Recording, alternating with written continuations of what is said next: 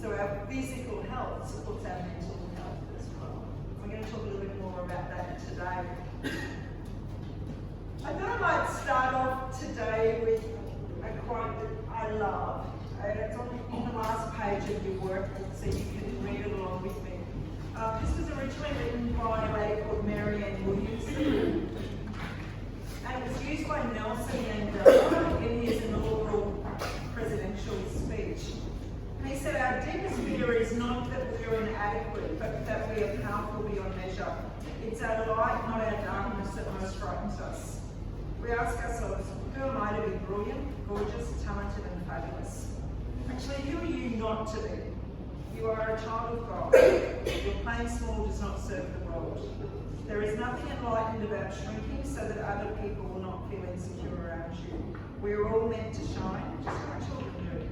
We're born to make manifest the glory of God that is within us. It's not just in some of us, it's in everyone. And as we let our own light shine, we unconsciously give other people permission to do the same. As we are liberated from our own fear, our presence automatically liberates others." Isn't that a beautiful piece? What do you think, folks? Who's heard that one before? Anybody heard it before? I heard it my first time around about 20 years ago, and it was the inspiration for my business name, which is Shine. So my purpose of doing what I do is I want all of you to shine in a way that's perfect for you. You are the ones who can do the best version of you. And each of us here in the room has got unique talents, unique gifts, unique wisdom, unique experiences, unique connections, unique goals, unique aspirations, unique reasons why being the best version of you is important. Yeah? Every one of you has got people around you who will be inspired by you showing up and being the best version of you. You are creating a change. Right now, as an individual, people are noticing you, and as you step into your light, others around you become inspired to step into their light. Does that make sense? As a bank, we are all about championing prosperity for the South Pacific. That's a movement where we want the best for everybody, all of our businesses, all of our families, all of our communities. We genuinely want everybody to thrive. But that starts with allowing ourselves to thrive first, doesn't it? Yeah? And knowing that you all deserve to succeed in what is most important to you. And giving yourself permission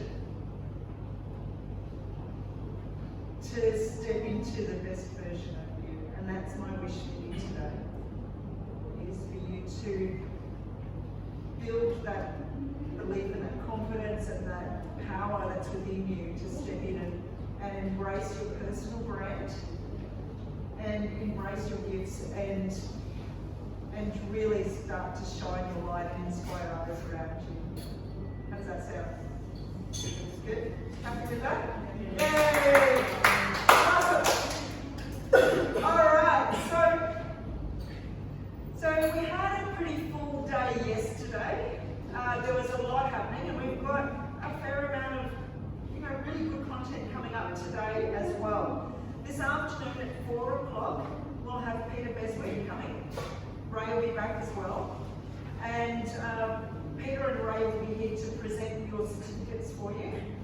And one of the things that they're going to want to know from you is, what have you taken away from the program? How has the program been? What have you learned? What are some of the things that you might be able to use? And has the program been a worthwhile investment for you? Because it costs the bank a lot of money for us to put this on and pull you all out of your roles for the 2 days. To have this event here at the hotel to bring me over from Australia. There's been a significant investment in trying something that's going to help you personally and professionally. So I guess what Peter and Ray are going to want to know is, has it been worthwhile for you? Is the content of the program appropriate for helping you in your roles? Is my facilitation style appropriate and useful? Because they'll make decisions about whether they should bring you back again next year or something like that, yeah? Okay, so they're going to want your feedback this afternoon, and that'll be about 4 o'clock. We'll ask you to complete a survey, which is just about a 2-minute survey, monkey survey.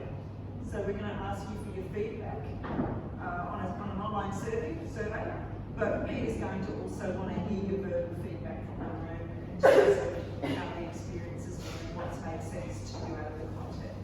Okay, so that's at 4 o'clock today. I thought perhaps what we might do is just a really quick recap on yesterday, just to consolidate yesterday and close it off. And in the back of your workbook is the aha moments and actions page. And that's the one that Peter's going to be asking at the end of today. What is it that's made sense and what are you going to do with that piece of information? How can you use it? Okay?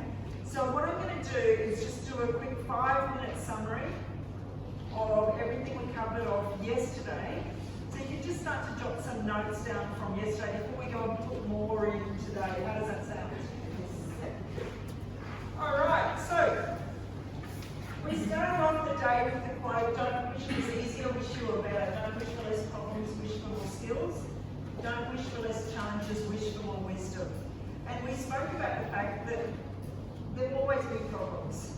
There will always be challenges. You guys are building a brand new business spec, and you're coming off a period when there hasn't been a lot of relationship building and service standards and so on in place for the business banking customers. So you're coming in and creating a new environment. There's going to be some challenges.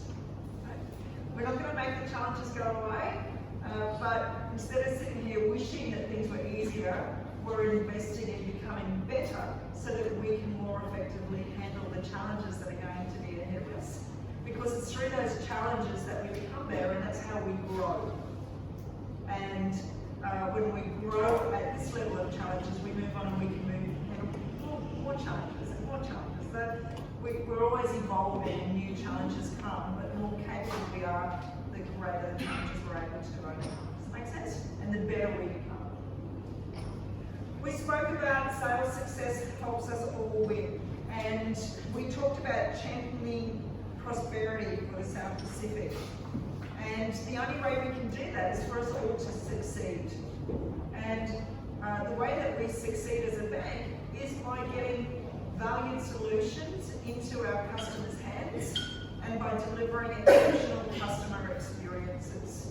And valued solutions mean we need to understand what's important to our customers and deliver what they want and need through our powerful questioning, active listening, and caring about what's important to them. And living our values, which is caring about our customers. And if we really care about them, we want to help them with what's important to them. We aspire, so we want to help them to become the best that they can be and to achieve their goals. And we grow. We talked yesterday about the Joe story, about growing with our customers and supporting our customers to grow. And part of that journey is ourselves growing and aspiring and caring about each other as well. So the cycle goes around, folks. As we care about ourselves, we care about the movement, we care about our customer, everybody wins. We talked about working smarter, not harder, and I told the story about my friend Peter, who I worked with 30 years ago, the happiest, laziest, luckiest sales guy in the world. Was he happy and lazy and lucky? Actually, no, he wasn't. He was just really smart, and he focused on the high value activities. He knew what were the important parts of his roles.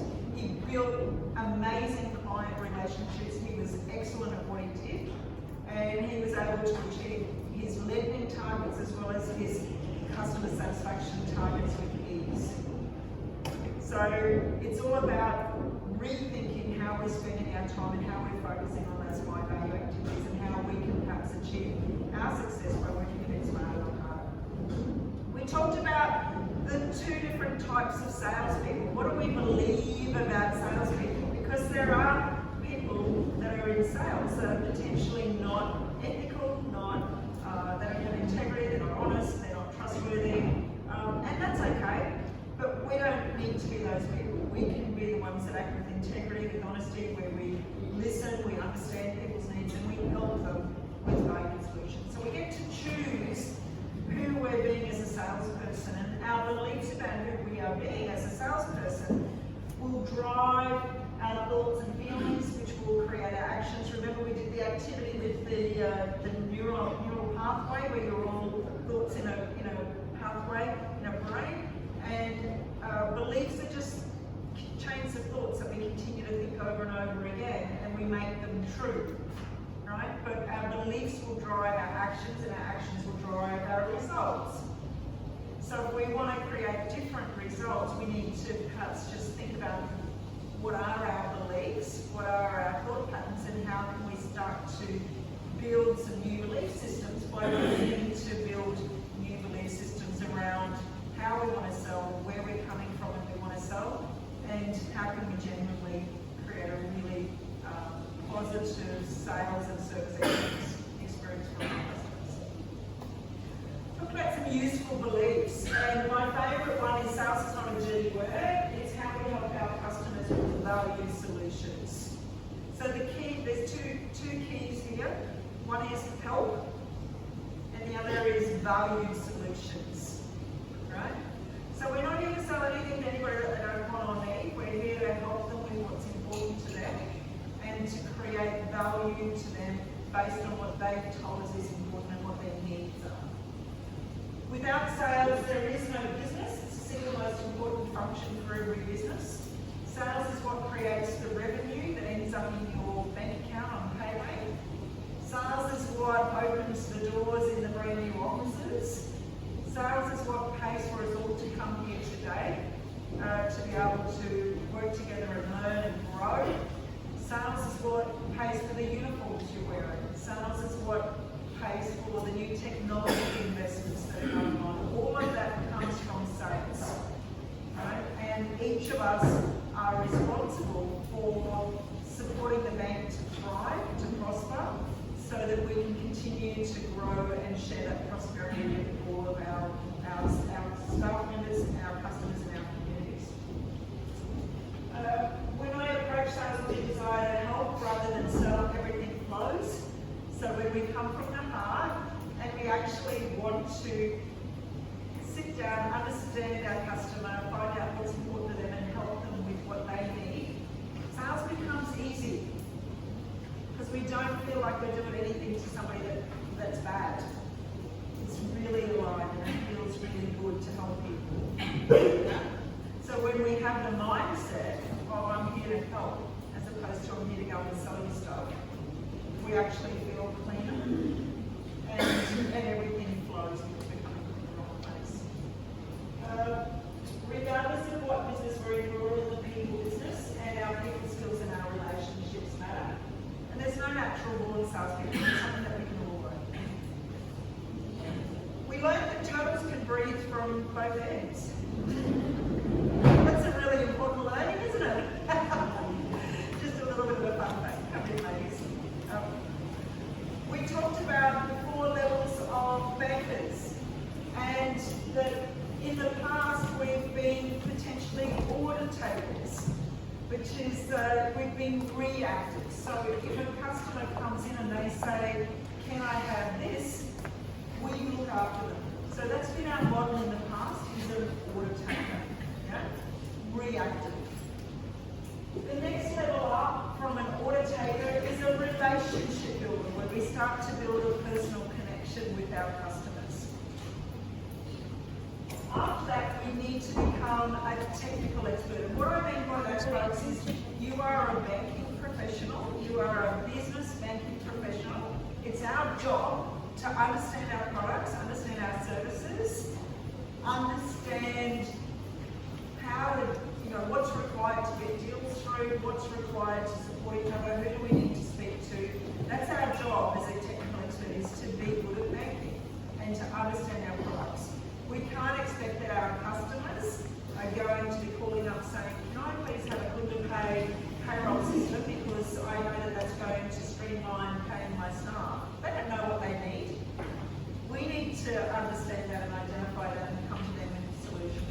we're waiting for them to ask for us what they can do. Does that make sense? It's our job to be banking professionals and to know our trade. The next level up is strategic partner, and that's when we move into the proactive model. And this is what I was talking about yesterday with my friend Peter. All right? Do you remember Peter would go out once a quarter and he would sit down in front of his customers and he would say, tell me about how things are going, where are you at, what's happening with your staff, what's happening with your suppliers, what's happening with your customers, are you looking at any capital expenditure coming up, how's your cash flow looking, are you looking at buying anything from overseas, do you need any foreign currency, how's all of your plant and equipment going, are you looking at replacing anything in the next 90 days? Asking a lot of these questions to start getting our customers ready to think about what are their needs and discussing them before they even know that they need them. And that's what a strategic partner is all about. It's about understanding our customers' goals, understanding their needs, understanding what are their opportunities, what are their challenges, and proactively sitting down with them and helping them to move to the next level. And so that's the 4 levels of banker that we're looking at moving up towards. We talked about small things that can make a big difference, and the example that we used was McDonald's. Many years ago, I think it was, gosh, I might even be around about 20 years ago, they introduced, would you like fries with that? So if you walked into a McDonald's and you were just buying a burger and a drink, they would say, would you like fries with that? And everybody had to ask that question, right? And that one question, so the customer's already standing there, the customer's already being served, they're already putting their order through, they're already getting their burger and their drink, and by asking one more question, that contributed to 30% of annual profits. One more question. And one of the reasons this was so successful was that fries have a profit margin of 80%. Doesn't cost much for French fries, right? But just that one single question contributed 30% uplift in their annual profits. So I'm wondering, when you're sitting in front of your customers, what might one extra question mean if we asked that one extra question every time that we spoke to a customer? What possibilities might you be able to uncover? And it doesn't take much more effort, right? The person standing there taking the McDonald's order is already doing all the work. It's just one small step. And I wonder how many small steps we might be able to do, which collectively, when you add them up and compound them over time, could make a massive difference. We talked about the power of habits and the small, consistent 1%ers that actually compound over time. And the example that we had was if you started today with one kina, just one kina today, and every day for the next 7 years, you improve that one kina by 1%, just 1%, right? Doesn't sound much, does it? Just 1%. In 7 years, you would have 109 billion kina. Who would like 109 billion in their bank account? Me too. Me too, right? So it's pretty crazy when you look at the numbers, isn't it? But the key thing on this chart, if you look at it, is that at the beginning it looks like nothing's happening. Yeah? Do you see that at the start it's slow? But then momentum kicks in after about between 1 and 2 years it starts to kick in. Yeah? So what you're going to find is that at first it might feel like you're doing these 1%ers, and you're not seeing that massive return. But over time, as we continue and we stay focused and we keep going with those 1%ers, look what happens. All of a sudden, everything just compounds and goes crazy. Is that fair? So my 2 cents, folks, is just one extra step each day will give you massive, massive returns over time. And you look back and go, my goodness, look how far I've come. We talked about Chris Nikic, the Down syndrome fellow, who was the first Down syndrome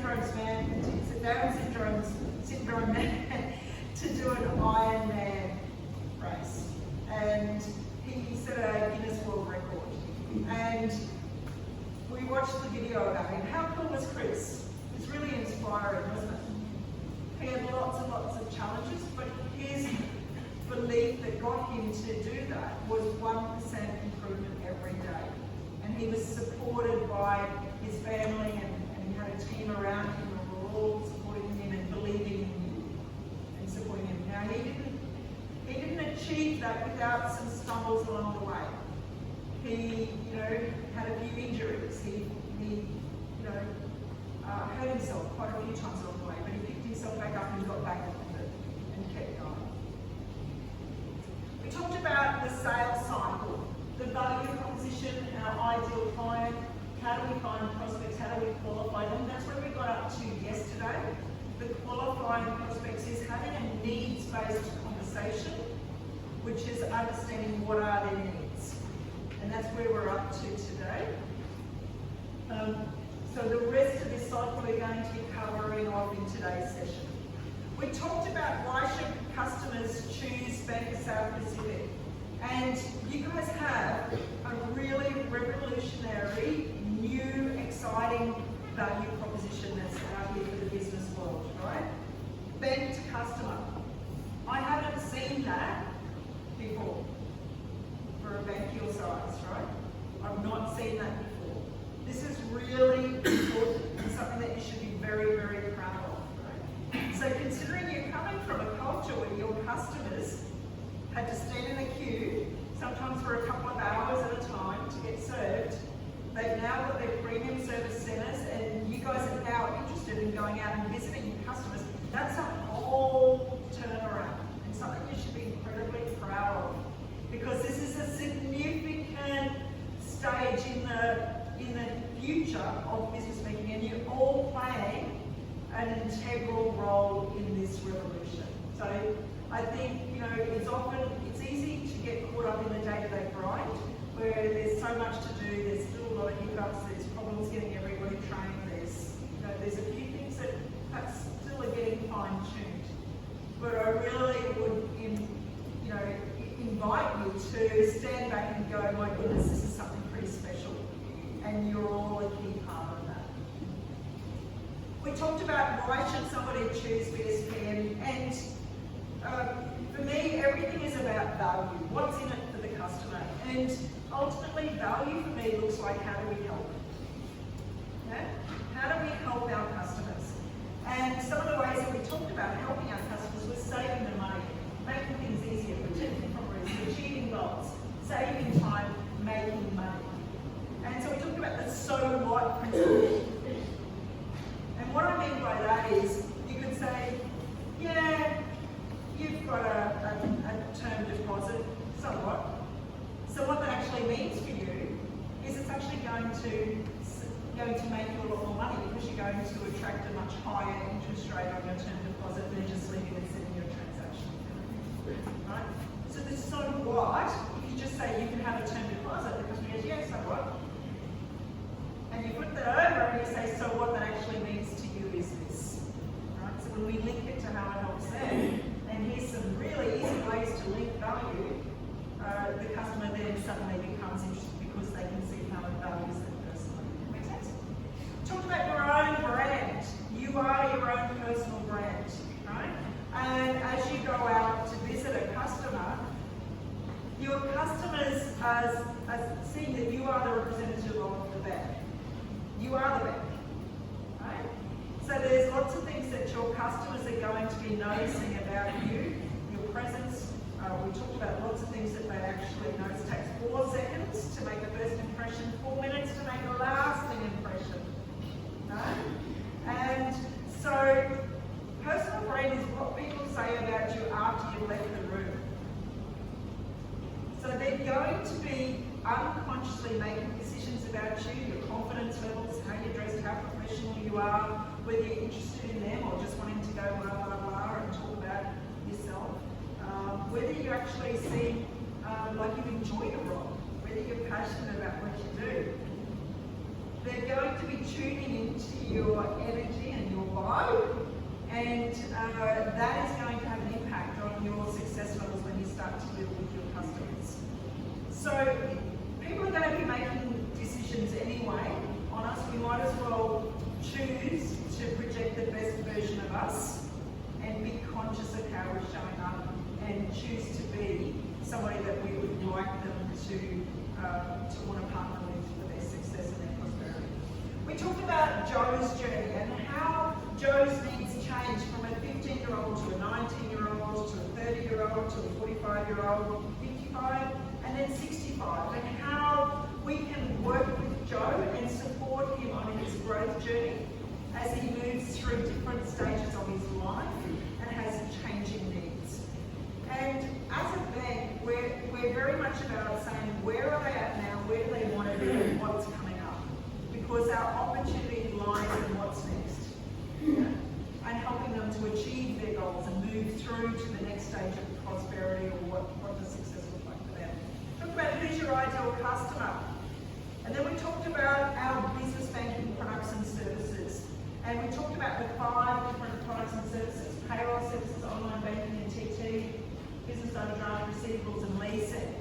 And we talked about the importance of being able to sit down with the customer and be a technical expert, know your stuff, and be ready to share with the customer, what is this product, who's it for, how does it work, how will it help, and to think about what sort of questions we should ask our customer to see if there is a need for this or not. We then went on after lunch to credit, the 5 C's of credit. And we talked about the character, capacity, capital, collateral and conditions. And then Carolyn was brilliant. Carolyn gave us some really good examples of real life credit decisions and some of the things that we need to start to think about when we're sitting down with our customers and understanding whether it is a good opportunity for us to be able to support them with lending or not. And how do we actually manage that risk and reward? Because obviously when we're lending money, our goal is to get the money back.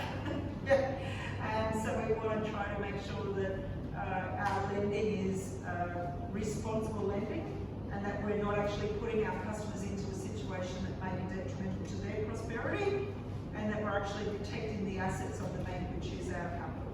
Okay? We talked about active listening and asking those great questions and understanding what our customers are saying, tuning into their feelings. And we did the holiday activity where it was a bit of fun.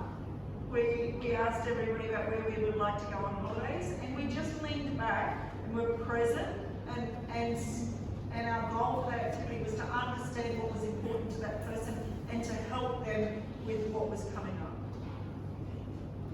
Then after afternoon tea, we talked about finding opportunities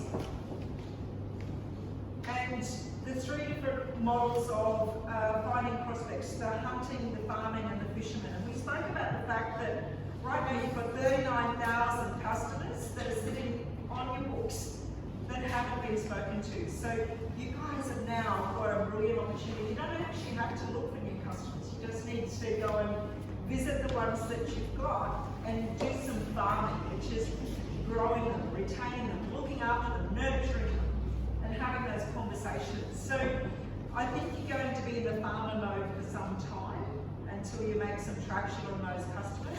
But you've also got your data and segmentation team, and they're what I would call your fishermen, right? So they're out looking for opportunities, casting out nets and putting a worm on them to be able to see if we can attract some new leads for you.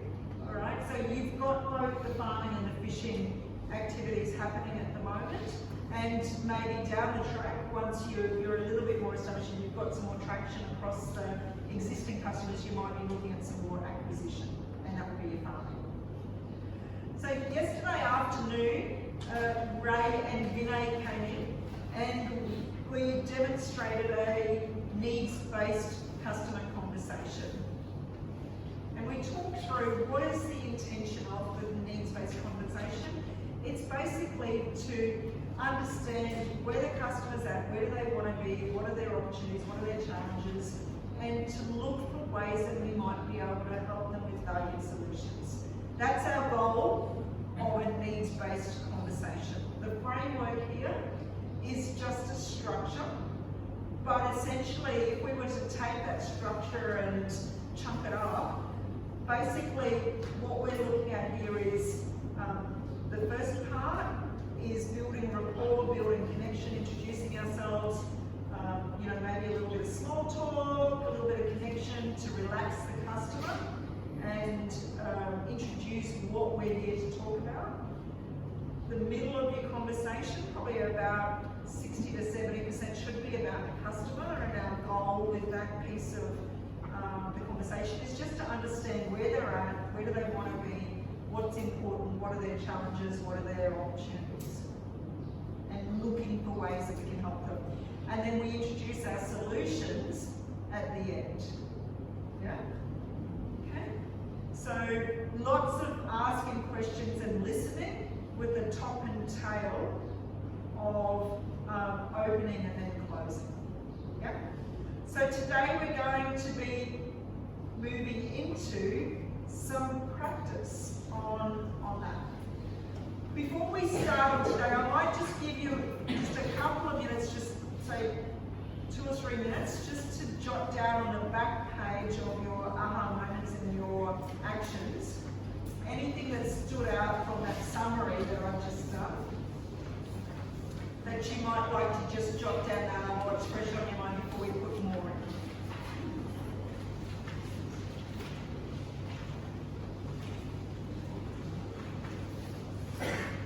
Hi, Ned. Welcome. Thank you.